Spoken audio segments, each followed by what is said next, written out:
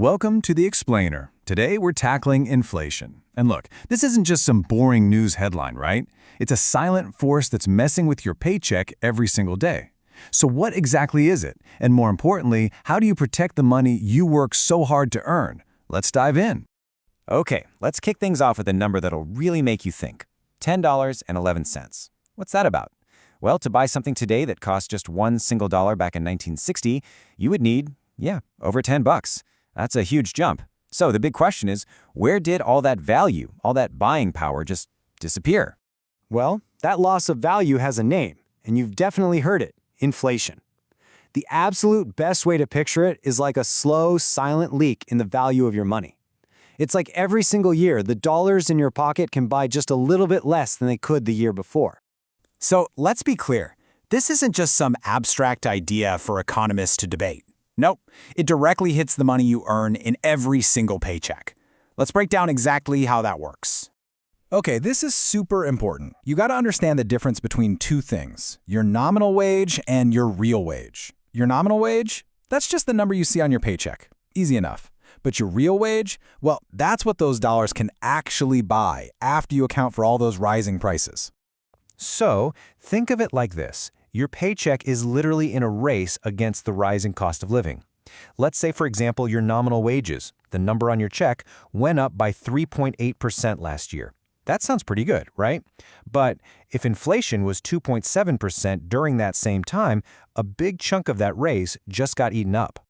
And that little gap, that 1.1%, is all that's left over. That's your real raise. That's the actual increase in your buying power. It really highlights just how tight that race is and how hard it can be to actually get ahead financially. Okay, so we've talked about your paycheck, but inflation's impact goes way beyond your day-to-day spending. There's an even bigger kind of hidden threat it poses to your long-term wealth, to your future. You know, some people call it a stealth assassin, and honestly, that's a pretty good description. Why? Because it just silently, sneakily chips away at the future value of all that money you've worked so hard to save up for retirement, or a house, or whatever your big goals are. And here's the kicker. This means that even if you think you're a really smart investor, you're not automatically safe.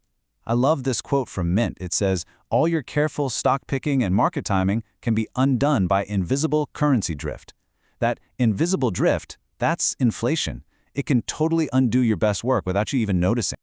All right, so if our savings are under this constant, stealthy attack, how do we fight back?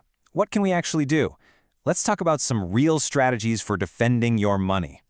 The big idea here is something called hedging, and all that really means is making investments that are specifically designed to hold their value, or hey, even grow, during these times when prices are going up everywhere.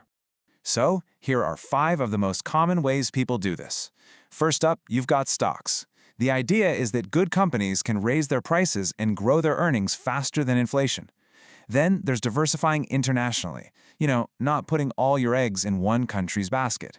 Real estate is another big one. Property values and rent tend to go up with inflation. And then you have some more specialized tools, like something called TIPS, and even certain bank loans. Okay, let's zoom in on one of those I just mentioned, TIPS. That stands for Treasury Inflation Protected Securities. These are a really unique type of bond that comes straight from the U.S. Treasury, and their whole purpose, their entire reason for existing, is to fight inflation head-on.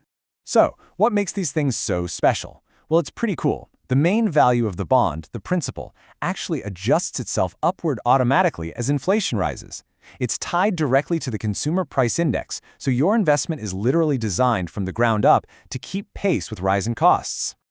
All right, so we get the threat. We've talked about some tools. But what does this mean for you? What should you actually do? Let's turn all this theory into a practical game plan for your money. Look, a really solid plan boils down to a few key things. First, just keep saving. Seriously, keep putting money into those retirement accounts. Second, you absolutely need an emergency fund, 3 to 6 months of living expenses just sitting in cash. Third, diversify, spread your money around. And maybe the most important one, don't panic. Don't make emotional decisions when the market gets crazy. And you have to remember, the goal here isn't to be a genius who can time the market perfectly. Nobody can do that consistently. It's impossible. The real goal is to build a financial plan that's tough, that's resilient, and that can handle whatever the economy throws at it over the long run. So let's just leave you with this final thought. Inflation isn't some freak storm that just passes through. It's a permanent part of the economic weather. It's always out there. So the question you really need to ask yourself is my financial strategy built to last? Is it ready for the long haul?